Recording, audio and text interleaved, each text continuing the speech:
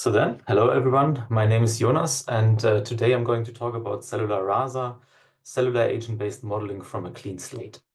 So let's get right into it. What is agent-based modeling? So when I'm referring to agent-based modeling, I'm interested in biological systems. For me, this always means that I want to model individual agents, which means in my case, individual biological cells. And the general way of thinking in this area is you model many of these individual agents, and from this collection, you get emergent collective phenomena. And this allows you to describe spatial phenomena such as self-organization, for example. So in the case of biological systems, we really have to take care of a few properties. First up, we have cellular properties. These are all kinds of aspects which your model might need to simulate. First up, we have the mechanics, which is the cellular representation and the kind of movement and motion which they can do. For example, we can have spherical cells, we can have elongated cells like in this image here, but we can also have hexagonal cells or rectangular cells in the case of plants. Then there are forces which are acting between these agents. We can have intracellular dynamics, for example, reaction networks or metabolism of the cell. And of course, the cell cycle, which handles the division, death, or the differentiation processes. But the cellular properties are not everything. We also need to put them somewhere, and this is where we come to the domain. The domain also can have a particular shape, for example, in the case of a Petri dish or a mother machine. And especially in the case of the mother machine, another aspect is also important, which is that of fluid dynamics or diffusion. And there could also be other external effects, such as experimentalists, which are constantly interfering with your setup. So these are kind of a collection of things to think about. And now let's deal with how we actually can write a simulation which satisfies that. That's what leads me to cellular rasa, which is the crate which I'm developing. It was designed with a few goals in mind. So the first one was really to distinguish between these abstract concepts, which I've just shown you, and the actual numerical implementation. Because in doing so, if we can abstract away these concepts, we can also provide numerical solvers which only work on these concepts. And this will allow us to have a greater flexibility in model design, which is really important if you want to look at many different systems.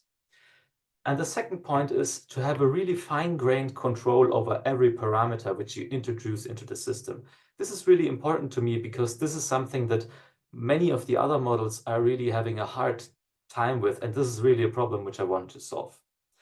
Next up, I wanted to be able to have pre-existing building blocks, which you can just simply take, put them together and construct new simulations from that. But I also want users to be able to construct their own building blocks.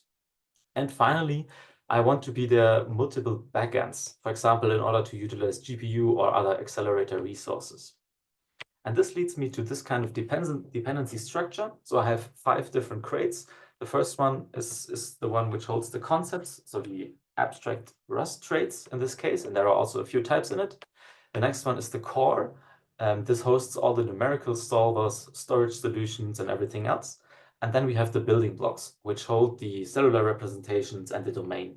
And you can see that there is no connection between the core and the building blocks. So they are really separate from each other, and they only depend on the concepts. Of course, if you construct an example, it will depend on all of them, and similarly for the benchmarks. And then one final note, so the etymology of cellular rasa comes, of course, from the word cell and also from tabula rasa, which is Latin and means from a clean slate. So imagine you've worked on a problem for quite a long time, you're frustrated, you wipe the board, and you start from scratch. And this is what cellular rasa is all about. So let's have a look at some of these high-level concepts. They are written as generic traits in Rust. Here we can have a look at the interaction trait. This handles calculation of forces between cells. We have one function which allows us to share information between agents. And then we have another one which takes position and velocity of both agents, as well as the shared information, and computes a force which is acting on one and the other agent. Here we have another of these concepts, which is the cell cycle. We have an update function which continuously modifies our cell, and it can return an optional event. In case that such an event is returned, for example, a division process, we can call the divide function, or in the other case of a death, event, we can call this death function. And by formulating these traits in generics, we allow the flexibility which we wanted to have, but we also retain very good performance because, of course, everything will be compiled. So this is really nice. And now, how is it to work with cellular rasa? So first up, I think it's rather easy, to be honest, because we provide these derive macros. In this case, it's the cell agent macro. This code here is really all you need to do if you want to construct a new agent. You can take, for example, in this case, the Langevin struct and the Morse potential struct. You can put them into a new struct, which is called your agent, or however you would like to call it, and you can derive the functionality with this derive macro. Similarly, we have the same for the domain derive macro. So how do you run a simulation? It's also very easy. First up, you specify your cells. This is just an iterator of agents. You see here that I've omitted some of this code. Each of these dots represents 3 to 5 lines without any logic. It's just putting in some parameters, which I've opted to omit in order to fit it on the slide. So you construct your cells, your domain, your time, how to store your results, and then you bundle everything up and you run this run simulation macro. Notably, down here below, we have this aspects array, which allows us to specify which types of simulation aspects we want to solve. If you think back to my second slide, I've shown you that there are multiple aspects which we need to keep in mind, but we are not required to solve all of them at once. We can pick whichever we like. This allows us that. So here we have an example. This is a bacterial branching example. I should start the video from the beginning. You can see here that we've placed cells in the middle of this domain, and these cells are taking up nutrients which are in the outer domain, and they are growing, dividing, pushing on each other, and by this simple mechanism, they form this very nice spatial branching pattern. I will play the video once more. You can find such a system in reality. It's observed many times. It has been well documented since about the 1980s. So this is a really realistic example, I would say, of self-organization, of course. And you can also find the code and every parameter for this example on my website, cellularrasa.com. This is another example. In this case, we have a different representation of our cells. We now have elongated bacteria, so we represent them as rods. These rods are placed on the left-hand side of this box. They grow, they divide in the middle, and they push on each other, and thus they fill out this box from left to right. You can see that they are colored blue and green. So if a cell is green, it is growing more rapidly, and if it's blue, it is basically dormant. And this depends on the number of neighbors in this case. So this last example is what I'm most interested right now.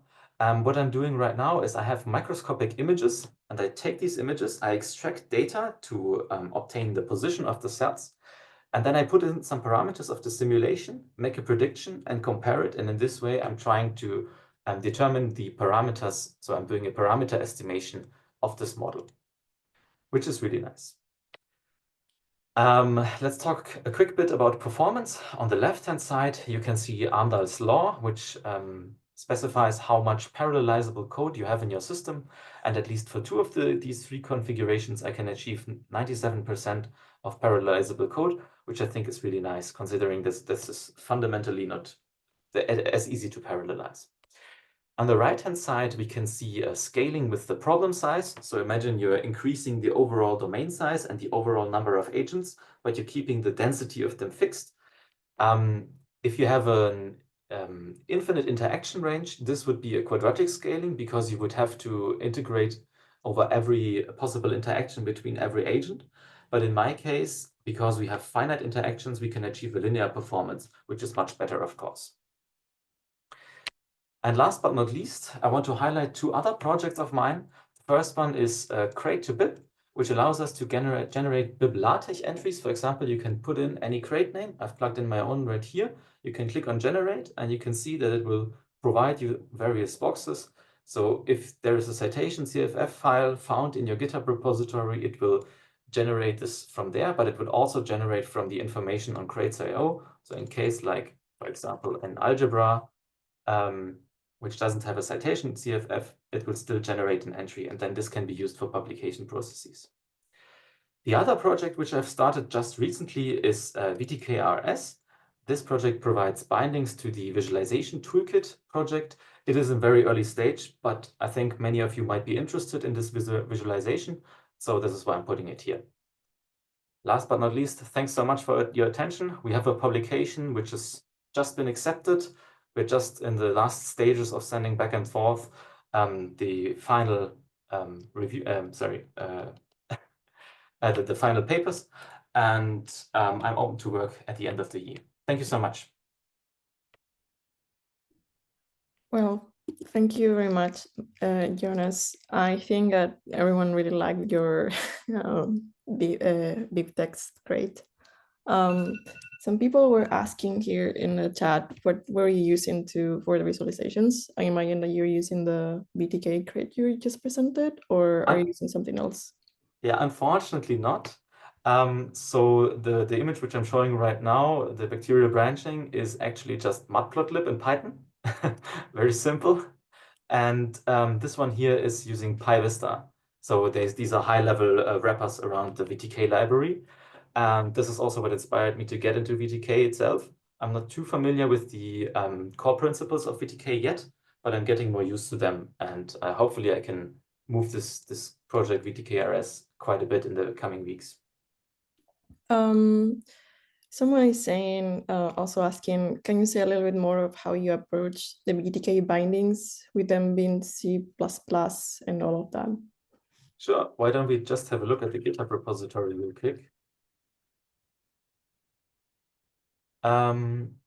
So right now I'm doing the following. I've started using CXX, which is a crate which is provided by dTolnay. It is able to generate bindings automatically. And this means I can write C++ code and I can write Rust code, and they can interface very nicely. There are some challenges in really translating this because BTK in particular doesn't use unique pointers, which are very popular in C++ and very encouraged to use, but most of their types don't really work well with them together. So this is why I need to handle some logistics in there. And I've just been notified about another tool, which is called VTK Wrap, which you can see here in my nodes. And this is really designed to automatically generate bindings. And in the future, I will really trying to work with that and try to almost automatically generate everything which I can. Yeah, I think there's a lot more to discuss here, but if you're interested, we can have a chat about this later, probably. Definitely. There will be open discussions later. So maybe you can join us for that and you can give us more details about it. And this is a question for Matthew. Would it be possible to share the presentation materials with us? And Matthew is going to answer that question. So I guess just from my side, I also have the slides on my website, cellularrasa.com. If you go to publications, you can find the talk right here. If you want to see it again, and the showcase section hosts all the videos which I've shown you if you want to cite that.